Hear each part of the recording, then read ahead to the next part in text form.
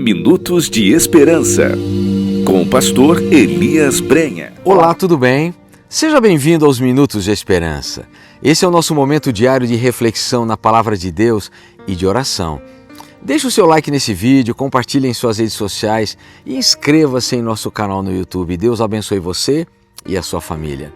A reflexão de hoje está no livro de Gênesis, capítulo 22, verso 14. Aqui nós lemos: Abraão chamou aquele lugar de Javé-Jiré. Até hoje as pessoas usam esse nome como provérbio: no monte do Senhor se providenciará. A cena descrita em Gênesis 22 é uma das mais lindas e intensas de toda a Bíblia. Abraão, depois de anos de espera pelo filho da promessa, é desafiado por Deus a entregar Isaque em sacrifício. E o relato bíblico nos coloca diante de uma caminhada silenciosa de um pai que leva a lenha e de um filho que pergunta: onde está o cordeiro para o holocausto? Humanamente, não havia resposta. Embora o coração de Abraão estivesse em grande conflito, os seus lábios responderam com fé: Deus proverá. Nós conhecemos a história.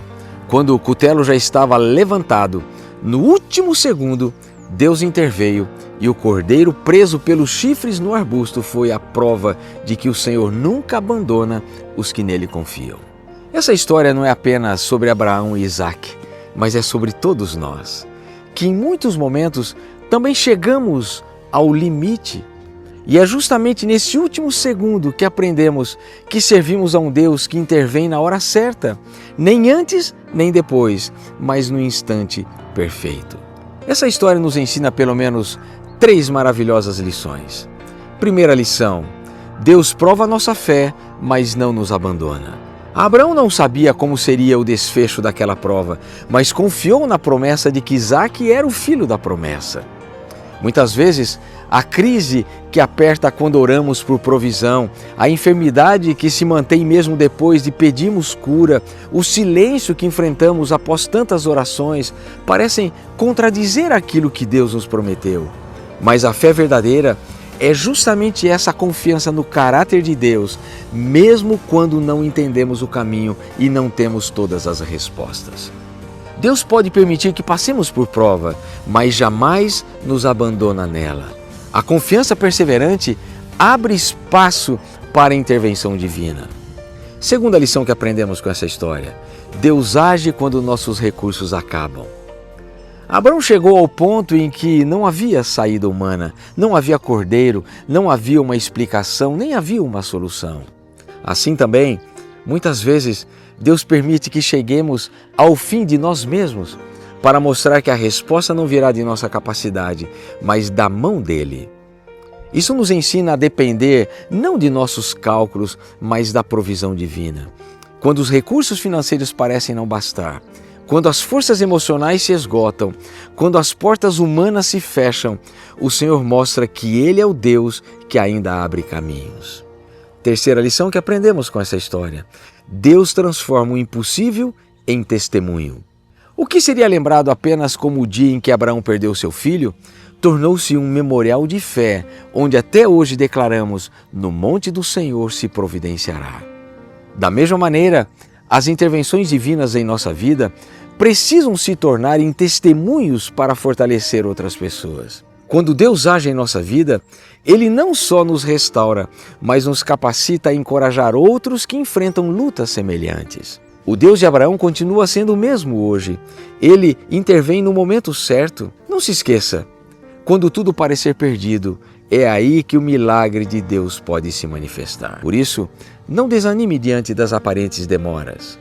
No monte da sua prova, o Senhor proverá. Se você acredita nisso, feche os seus olhos e ore comigo. Querido Deus, querido Pai, obrigado porque o Senhor é o nosso Deus. Obrigado porque o Senhor age na hora certa, no momento certo. Obrigado porque o Senhor não se atrasa e nem se adianta. Obrigado porque o Senhor sempre providencia o cordeiro. O Senhor sabe, Pai, que muitas vezes passamos pelas nossas lutas, pelos nossos desafios, e muitos desses desafios e lutas são propositais, preparados pelo Senhor para fortalecer a nossa fé, para fortalecer a nossa dependência do Senhor, para fazer com que entendamos que as forças não vêm de nossas mãos, mas do Senhor. E nós entendemos isso pela história de Abraão nesta hora, Pai.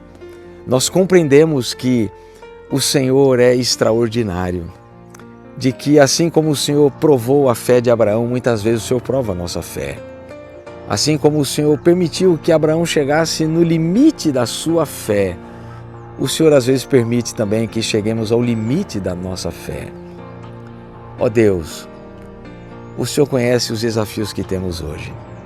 O Senhor conhece as nossas maiores batalhas. Então, tome a nossa vida nas Tuas mãos.